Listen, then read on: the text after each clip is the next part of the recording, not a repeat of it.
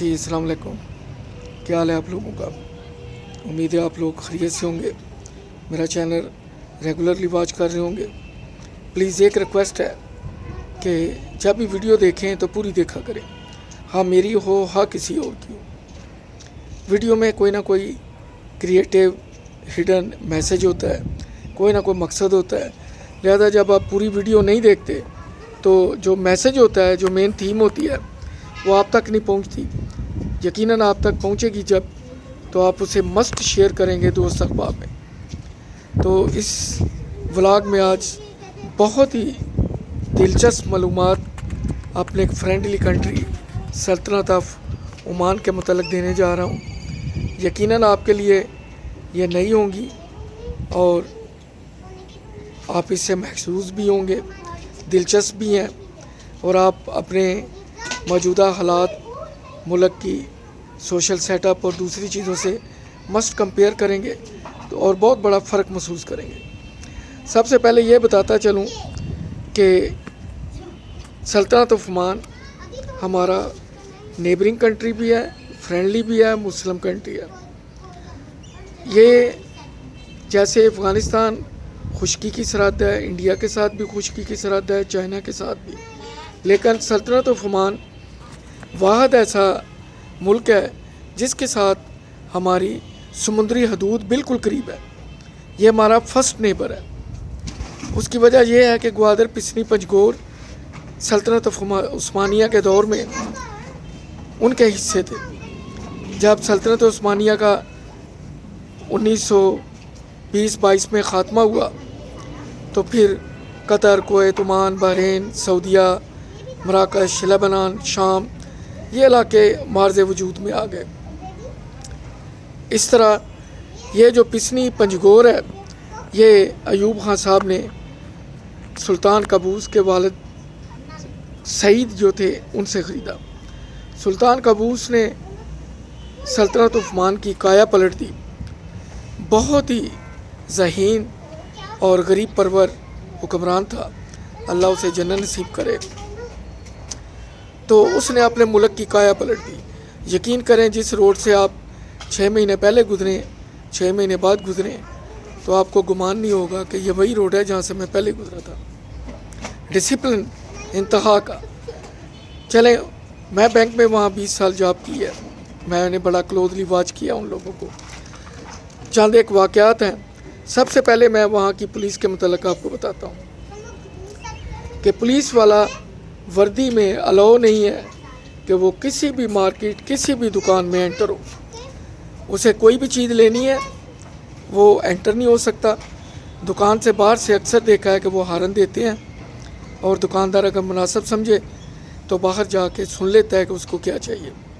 Otherwise legally वो बिल्कुल authorise नहीं है। और वहाँ के हुक्मरान का एहतराम की एक मिसाल दूँ कि एक दफ़ा फ़ाइनल में 2 फुटबॉल की टीमें सल्तनत ऑफ ओमान में मैच खेल रही थी तो सुल्तान काबूस भी वहाँ पे मेहमान ख़ुसूसी बैठे हुए थे। तो मुखालिफ टीम ने सल्तनत ऑफ ओमान के ख़िलाफ़ गोल कर दिया। यकीन जानिए कि जो बूढ़े आदमी बैठे मैच देख रहे थे उनमें से एक बूढ़े ने हैरानगी से कहा मुखालिफ टीम के खिलाड़ी के मुतल्लिक, उसने कहा देखो हमारा हुक्मरान ग्राउंड में बैठा है और इसने हम पे गोल कर दिया, इसको ज़रा शर्म, इसको ज़रा हया नहीं आई। ये उनका एहतराम का लेवल है। हर दफ्तर में, हर दुकान पे सुल्तान कबूस की तस्वीर और बिल्कुल सीधी। अगर टेढ़ी है तो समझिए आपको जुर्माना हो गया। एक और बड़ा दिलचस्प वाक़या है कि पाकिस्तानी ड्रामा था, स्टेज आर्टिस्ट स्टेज पे रक्स कर रही थी। तो जो हमारे वहाँ लोग हैं रहने वाले, बंगाली भी थे, इंडियन भी थे, हम लोग ज़रा पाकिस्तानी ज़्यादा जज्बाती हैं, तो लोगों ने स्टेज के करीब जाके उस पर नोट निछावर करने शुरू कर दिए। नोट के ऊपर सुल्तान काबूस की तस्वीर है। तो ज़ाहिर है जब वो डांस कर रही थी तो कुछ नोट उसके पाँव तले भी आए। ऑन ड्यूटी जो पुलिस वाले ने उन्होंने देखा तो काम ख़राब हो गया।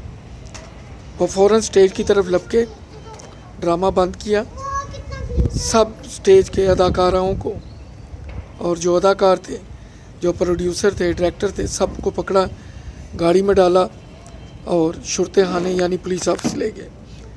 मैं बड़ा क्लोज़ था उन लोगों के, क्योंकि उनका फूड, उनकी होटलिंग मैनेज करना मैं उनको असिस्ट करता था। तो बड़ी मुश्किल से उन लोगों की जान छुड़ाई, जान बख्शी कराई कि इन लोगों को आपको कानून का पता नहीं। अब आप कंपेयर कर लें कि हमारे यहाँ एहतराम का क्या लेवल है पुलिस का और वहाँ पे क्या लेवल है पुलिस का। और भी बहुत से वाक़यात हैं। सबसे बड़ा तो ये है कि मैं जितनी देर वहाँ रहा हूँ, I was feeling my self in the driving seat. मैं हमेशा यही फील किया कि मैं ड्राइविंग सीट में हूँ। मैं एक ए क्लास गाड़ी में बैठा हूँ, जिसके टायर, जिसका रेडिएटर, जिसका टाई रॉड, जो हर तरह से फिज़िकली फ़िट है और मुझे कोई रोकने वाला नहीं है। और यूँ फील होता था all wishes are slave of mind, कि तमाम ख्वाहिशें मेरी ग़ुलाम थी। लेकिन पाकिस्तान में यहाँ आके कंपैरिजन करूँ तो ये फील होता है कि I am slave of wishes, कि मैं ख्वाहिशात का ग़ुलाम हूँ। वहाँ ख्वाहिशात मेरी ग़ुलाम थी। यहाँ मुझे यूँ लगता है कि मैं उस गाड़ी में बैठा हूँ जिसका किसी वक्त भी टायर खुल जाएगा, टायर फट जाएगा, पुलिस की यूनिफॉर्म में इसको डाकू लूट लेंगे, किराया मुझसे ये पिंडी का लेगा, शायद ये मुझे वज़ीराबाद, झेलम, गुजरात किसी बहाने से उतार दे। वहाँ ऐसा नहीं है। मैंने प्रदेश में वहाँ देखा है कि अक्सर वही लोग बाहर जाते थे या वालिदैन उन लोगों को बाहर भेजते थे जिनसे गली मोहल्ले वाले भी तंग होते थे। और मैंने उन लोगों को वहाँ पे बिल्कुल नाक की सीध में चलते हुए देखा है। इवन कि जब हम वहाँ एयरपोर्ट पे पहुँचते हैं तो जैसे ही इमिग्रेशन से बाहर आते हैं तो सामान और बैग हमें कोई परवाह नहीं होती, क्योंकि हमें पता होता है कि हम यहाँ महफूज हैं। और यकीन करें, जब वहाँ प्लेन से उतरते हैं तो इमिग्रेशन की लाइन के आगे एक येलो बॉर्डर लगा हुआ है, कोई उस पर पाँव रखने की ज़रूरत भी नहीं करता। लेकिन हमारे यहाँ जब हम एयरपोर्ट पे पाकिस्तान लैंड करते हैं तो यहाँ का बाबा आदमी निराला है, धक्कम पेल खूब होती है, आगे वाला पीछे, पीछे वाला आगे। तो ये बातें हैं वहाँ। बैंकिंग में भी लोग भी मिलनसार, और यकीन करें कि ये जो एयरलाइन है, पोल्ट्री है, बैंकिंग है, ये गिफ्ट है पाकिस्तानियों का गल्फ कंट्री के लिए। और मैंने अगर कोई जफाकश और मेहनती देखे हैं तो मेरा हाल पाकिस्तानियों के साथ किसी का कंपैरिजन नहीं है। अगर फिज़िकली लेबर में जाएं तो जो इंडिया का इलाका है जहाँ सिख बसते हैं वो, और उससे भी ज़्यादा स्ट्रेंथ वाले हमारे KPK के लोग हैं, अनथक और इंतहाई मेहनती। और बाकी सारे पाकिस्तानी अगर मेंटल अप्रोच और क्रिएटिवनेस ये देखें तो मैंने पाकिस्तानियों को वहाँ पे लाजवाब देखा है। श्रीलंकन भी हैं, मराकशी भी हैं, और भी बहुत से कंट्री के लोग हैं। लेकिन जो पाकिस्तानी हैं वो सोच के एतबार से, डीलिंग के एतबार से, वर्किंग के लिहाज से मैंने उनको सबसे बेहतर पाया। किसी नेशनलिटी की दिलोदारी करना मेरा काम नहीं है, लेकिन जो मैंने ऑब्ज़र्व किया है वो आपको मैं बता रहा हूँ। मैंने लाइसेंस लेना था तो मुझे बाकायदा ड्राइविंग स्कूल में फ़ीस पे करके, जो आलकाज के पाकिस्तानी हिसाब से तकरीबन 2 लाख बनती है, मैंने दाखिला लिया, ड्राइविंग सीखी, मैंने टेस्ट दिया। हालांकि पुलिस वाले वही बैंक में आते जाते थे, सब हमारे दोस्त थे, चाहते तो लाइसेंस ले लेते आउट ऑफ द वे, सिफारिश के ज़रिए, और मिल भी जाना था। लेकिन एक दफ़ा मैंने ज़िक्र भी किया तो उसने मुझे बहुत खूबसूरत जवाब दिया। जो इंस्पेक्टर था उसने कहा, देखो तुम्हारी गलती की वजह से तुम्हारी जान तो जा सकती है, لیکن یہ سوچ لو کہ تمہاری غلطی کی وجہ سے اگر دوسری گاڑی میں بیٹھے 3-4 بندے ان کی جان چلی گئی تو ذمہ دار کون ہوگا؟ مجھے پتہ ہے کہ تمہیں ڈرائیونگ آتی ہے، تم نے سیکھی ہے، لیکن تم میں ابھی وہ کانفیڈنس جو ہے وہ ہم نے کانفیڈنس لیول چیک کرنا ہے۔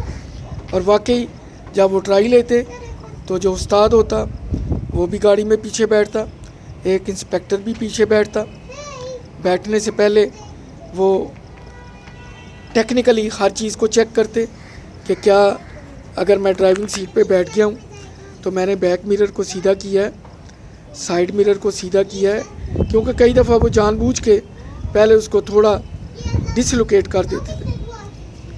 تو ان چیزوں کا خیال رکھتے، کیا سیٹ بیلٹ باندھی ہے، پھر دوران ڈرائیونگ کیا یہ بیک میرر کو دیکھ رہا ہے، لیفٹ رائٹ میرر پہ اس کی نظر پڑ رہی ہے۔ پھر جب اس نے گاڑی پارکنگ کرنے کا کہا ہے تو اس نے ہینڈ بریک یوز کی ہے۔ جب اس نے انجن کو ٹرن آف کیا ہے تو گاڑی کو اس نے کیا گیئر میں ڈالا ہے یا نہیں ڈالا۔ وہ کہتے ہیں جب آپ انجن ٹرن آف کریں تو گاڑی کو گیئر میں ڈالیں۔